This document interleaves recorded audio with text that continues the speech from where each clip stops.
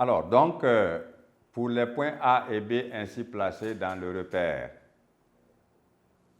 à deux axes perpendiculaires, nous connaissons leurs coordonnées respectives, nous avons le segment obtenu. Alors, pour le calcul de l'abscisse du point I, nous disons seulement que l'abscisse de I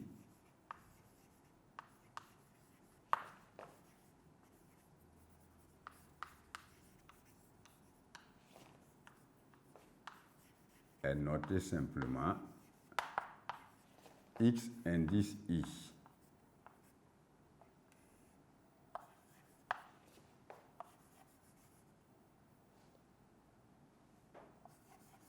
Et on obtient le calcul suivant, comme si on était sur une droite graduée. XI égale XA plus XB, le tout sur 2. Une formule qui n'est pas nouvelle pour vous, puisque sur la droite graduée, vous avez vu comment on calcule l'abscisse d'un point, milieu d'un segment donné. Alors, on obtient XI égale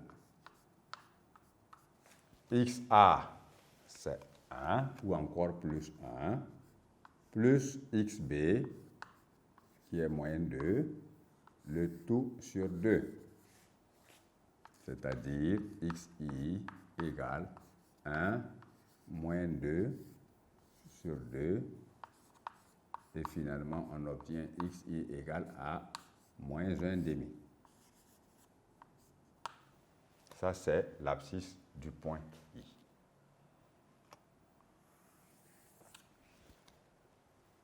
Ensuite, on peut calculer maintenant l'ordonnée de ce même point I.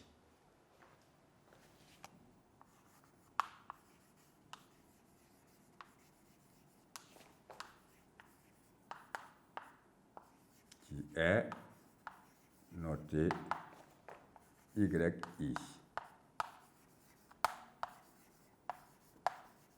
Tel que YI égale YA plus YB, le tout sur 2 égale, c'est-à-dire YI égale, alors YA c'est 2, plus YB qui fait moins 1, le tout sur 2. YI donc est égal à 2, moins 1, le tout sur 2, soit YI égale à 1 demi.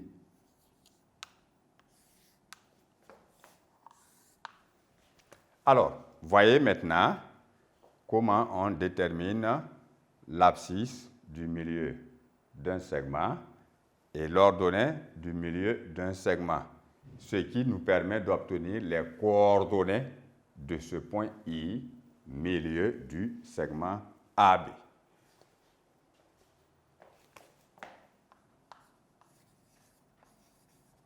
Donc, le point I a pour coordonnées moins 1 demi, qui est son abscisse, et 1 demi, qui est son ordonnée. On a ainsi calculé les coordonnées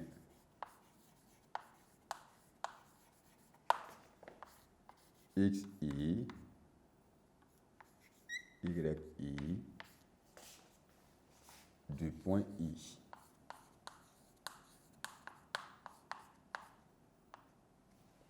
Voilà.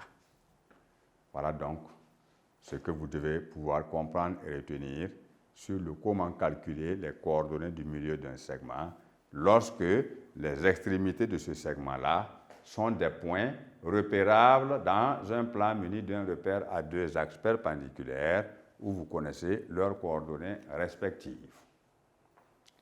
Alors, cela permet d'énoncer simplement deux propriétés.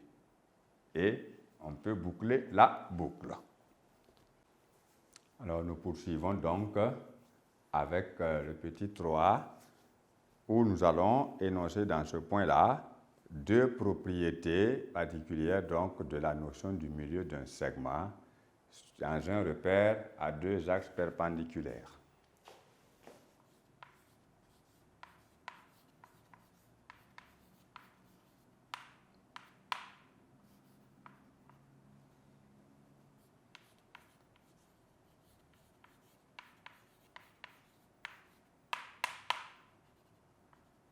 Alors, avec certains, on vous parlera ici, au lieu de propriété 1, on dira propriété 5.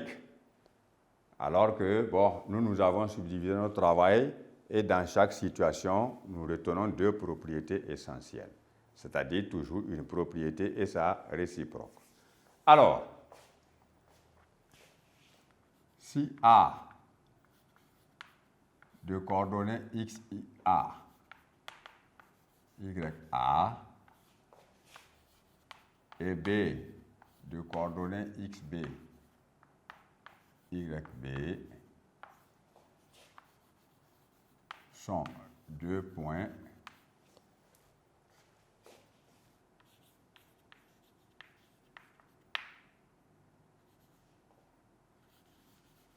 du plan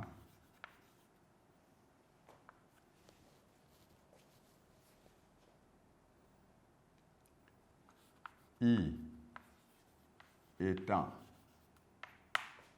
le milieu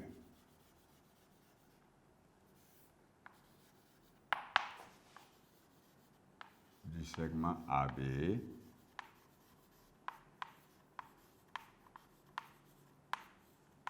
on a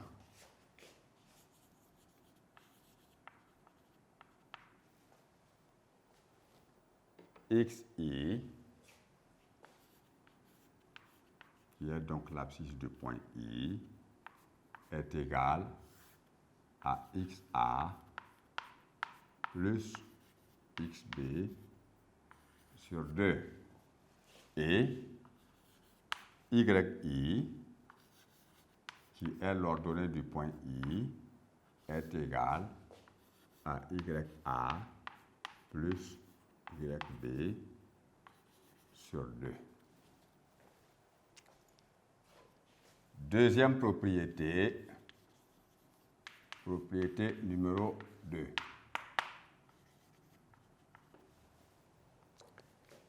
Si A de coordonnées XA, YA, B de coordonnées XB, YB, et I de coordonnées XI, YI sont trois points du plan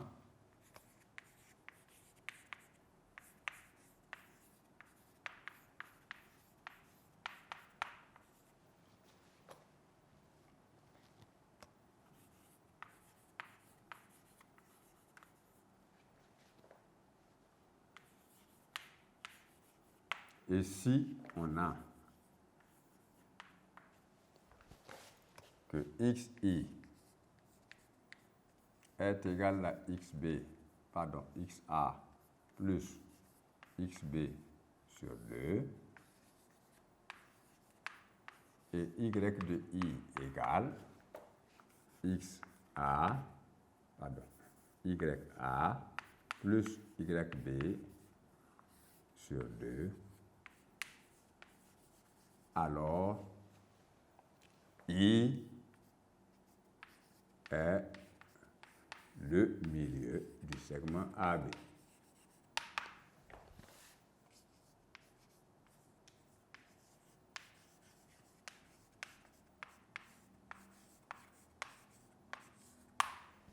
Donc, ne pas confondre ces deux propriétés parce que dans le premier cas, on a deux points, on demande de calculer les coordonnées du milieu du segment formé par ces deux points-là. Dans le deuxième cas, On a même placé les deux points du segment et le milieu de ce segment et on demande de montrer que le point est effectivement milieu. Donc, il ne faut pas les confondre et il faut savoir à quel moment utiliser l'un ou l'autre. Alors, ainsi s'achève donc le cours sur le repérage du plan, à partir duquel nous avons d'abord abordé la notion de projection orthogonale d'un point sur une droite. Pour retrouver la même projection orthogonale d'un point placé dans un repère qui a ses projetés respectifs sur chacun des axes du repère. Et enfin, comment on a pu calculer les coordonnées du milieu d'un segment. Nous allons maintenant aborder des exercices d'application appropriés afin que vous puissiez maîtriser surtout ces formules de calcul du milieu d'un segment et de comment placer un point de coordonnées x, y donné de façon correcte dans un repère. Merci pour votre attention.